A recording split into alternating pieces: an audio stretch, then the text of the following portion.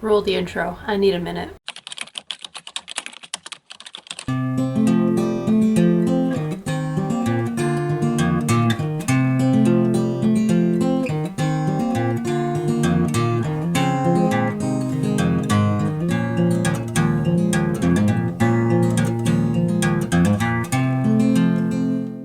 Just finished reading The Book Thief for the second time. This time I just listened to the audiobook. In the past I listened to audiobook and read from the book at the same time. But I've been listening to it while working, while cleaning, and I had like 15 minutes left today and was like, you know what, I just gotta finish it at home. I can't I can't leave it for tomorrow. So I finished it. Oh man, what to say about this book? Well, for starters, I don't know of anybody who writes personification better than Markus Zusak. Just the way that he writes the imagery and, again, the personification of, like, everything is so very good. And I don't have examples to pull right now because, like I said, I just listened to the audiobook, so I didn't, like, go through and mark things. I think it would take too long to, like, flip through and try to find all the good examples, but it really is just the most beautiful writing that I have read in a long time, and he's got to be up there with some of the best authors as far as writing goes.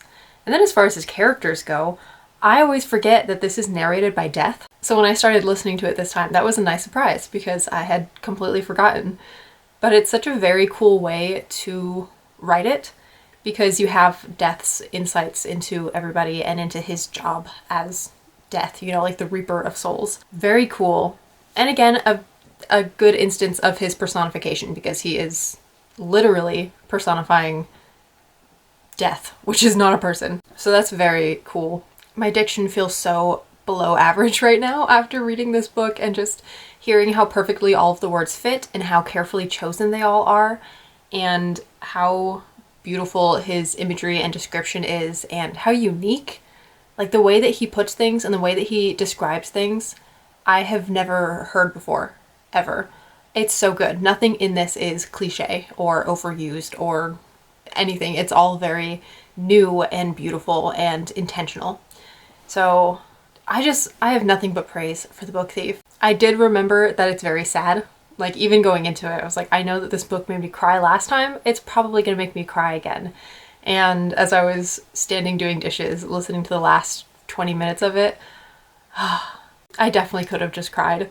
It's so beautiful, but so heartbreaking in the end. So definitely be aware if you go into it, it is not a feel-good story. Which, by the way, I guess I should tell you what it's about. I always forget to do that. So it's set during World War II, and it's about this little German girl who gets basically orphaned and sent to live with another couple, and Hans and Rosa Huberman, who are just the sweetest people. Oh my goodness, I love them too. I love them. The characters are so unique and diverse and deep in this book. Like none of them are just flat, you know, one-sided characters. They all have layers and they're just very well done. But anyway, so Liesel gets sent to live with them and it's about her time on Himmel Street and her time with Rosa and Hans and Rudy and Max and everybody else.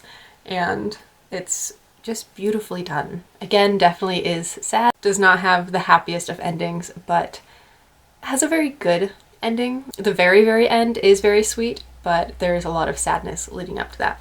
But the whole book is just beautiful, and the threads that are carried all the way throughout, and everything that gets mentioned has a purpose and a reason and gets brought back up at the end. And man, I really do just only have good things to say about this. The writing, 5 out of 5 stars. The characters, 5 out of 5 stars. The plot, 5 out of 5 stars. Just all of it. It's a 5-star read. I will be keeping this forever and reading it again and again. And next time I go through it, I'm going to have to actually go through the book and just highlight and annotate the crap out of it because there's so much that I could mark in here. There's just so much. Okay, the page I just opened up to, I have highlighted. He confiscated the window light from enemy eyes, which is beautiful. Breath collapsed from Smeagol's mouth, which I've never heard somebody refer to breathing that way. There's also just the cutest little, like, young love in this. It's so good. This will forever be a favorite book of mine. I always forget about it when I talk to people and they ask, you know, who's your favorite author and what are your favorite books? And I have various ones that I go to immediately, and I always forget The Book Thief. but this is definitely one of my favorites and probably is going to become a comfort read. I might need to read it once or twice more, but I think it's going to become a comfort read. For a content guide, there's a lot of swearing. Specifically, Rosa Huberman has quite a mouth, but there's a lot of swearing throughout it. It's during World War One, so it's during World War II, so there's a bit of violence, but there's really not that much because they're kind of on the fringes of the war, so you don't see a whole lot, but there is some. There's definitely death in it. There's suicide, and that's pretty much it. Honestly, it's mostly the swearing and then just the fact that it's during World War II, and so there's that heavy topic, and it's very sad. That's my content guide, I guess, is that it's sad and there's swearing. So proceed with caution, I guess. But definitely read this. I recommend this to everybody. It's so good. I tried to get my mom to read it. It's not really her style of book. I think my dad would love the writing.